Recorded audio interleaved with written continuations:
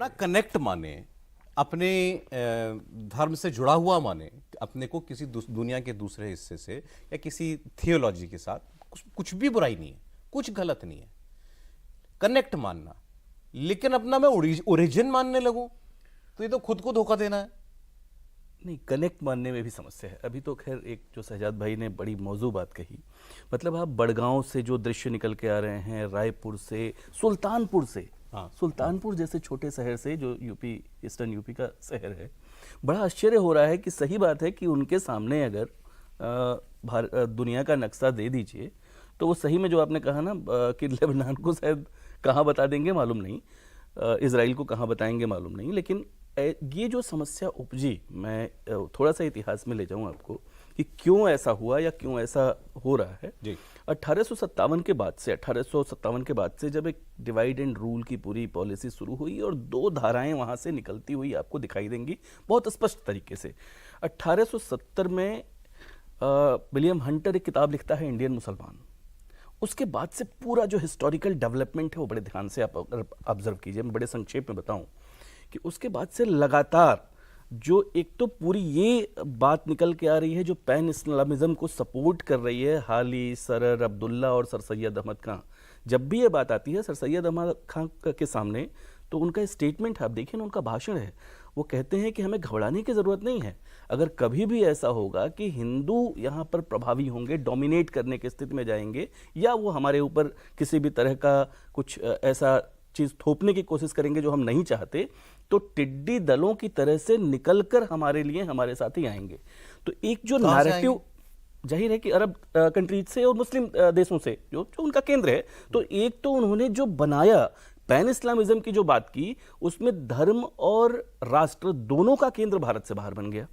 जो राष्ट्र का केंद्र है और धर्म का केंद्र है, दोनों भारत से बाहर बन गया। धर्म का तो हो सकता है सर, राष्ट्र का केंद्र भारत से बाहर कैसे हो सकता है? हुआ ना, ऐसा तो हुआ, और इसीलिए ये समस्या भारत में, आप देखो ना कि इस समय दुनिया के इस्लामिक देशों में ये प्रॉब्लम नहीं है, कहीं से नहीं है। अभी एक सवाल इस पे दिख रहा है मुझे आपकी स्क्रीन पे अभिलाष शुक्ल जी का, कि जो नारे लगाने वाले हैं उन पे कार्यवाही भारत सरकार को क्यों नहीं करनी चाहिए, क्यों नहीं उसको रोक सकती। बहरीन में हो गया ऐसा, बहरीन जैसी कंट्री में, इसके पीछे कारण बहरीन जैसी कंट्री में ऐसा हो गया जी।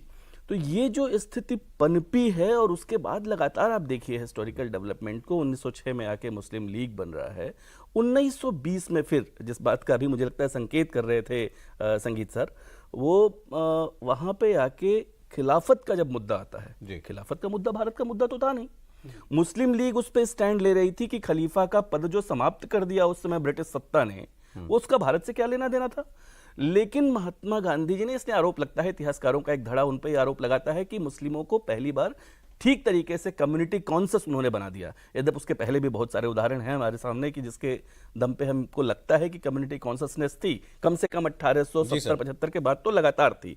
ये जो स्थिति है, इसलिए ये बड़ी खतरनाक टेंडेंसी है। आपने दो तीन बातें, आपने कहा ये सब कुछ इसीलिए हो रहा है, हिजबुल्लाह ईरान के लिए हमारे यहाँ पर जो ये हमदर्दी जाहिर की जा रही है, क्योंकि मुसलमानों ने, अगर इसको एक धड़ा कहूं या मुसलमान कहूं तो ठीक लगेगा? नहीं, एक धड़ा ही कहिए, एक बड़ा धड़ा कहिए, और बड़ा एक धड़े ने, बड़े धड़े ने अपना धर्म का केंद्र और राष्ट्र का केंद्र भारत से बाहर मान लिया। पर इसका कारण मैं आपको बताता हूं। इन्होंने प्रॉब्लम बताई, मैं आपको उसका कारण बताता हूं।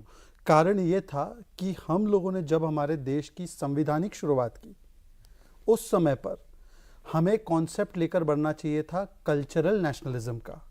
सिविक नेशनलिज्म के फर्जी कॉन्सेप्ट को बढ़ाकर जो नेहरू जी ने विदेश से इंपोर्ट किया था, जिसका भारत में कहीं पर भी कोई बेसिस नहीं था, उसको करके आपने जो कम्युनिटी कॉन्शियसनेस को कल्चरल कॉन्शियसनेस के ऊपर हावी होने दिया। और इसका मैं आपको उदाहरण देता हूं। सबसे ज्यादा रामलीला कहां बनने वाली है? इंडोनेशिया में। इंडोनेशिया पर कैपिटा सबसे ज्यादा बड़ा मुस्लिम रामलीला, दुनिया का मुस्लिम रामलीला इंडोनेशिया में। कल्चर और धर्म को अलग किया उन्होंने, बिल्कुल। और धर्म को तो पहले तो उनको धर्म का कॉन्सेप्ट ही नहीं पता। भारत का धर्म का कॉन्सेप्ट क्या है? धर्म का concept is not religion, it is righteousness. हम धर्म निरपेक्ष नहीं है, क्योंकि सुप्रीम कोर्ट भी कहता है जहां धर्म है वहां विजय। धर्म इज राइचियसनेस। क्या मुस्लिम अधर्मी है क्या? मुस्लिम को भी तो राइचियसनेस ही करना है। आपने एक पंथ निरपेक्षता के कॉन्सेप्ट को धर्म निरपेक्षता के बता बनाकर आपने सिविक कॉन्शियसनेस या सिविक कॉन्स्टिट्यूशनलिज्म के घुट्टी फैलाकर या सिविक नेशनलिज्म की घुट्टी फैलाकर आपने अलग अलग बांटने दिया, क्योंकि वो वोट बैंक के लिए कन्वीनियंट था। और फिर हिंदुओं पर जो मेजॉरिटी कम्युनिटी है उस पर सेकुलरिज्म की बार बार चाबुक चली, सेकुलरिज्म का काम वही करता रहे और बाकी लोगों को अपना पूरा जो है रिलीजियसली जो फॉलो करना करने दीजिए, ये लाइसेंस दिया गया।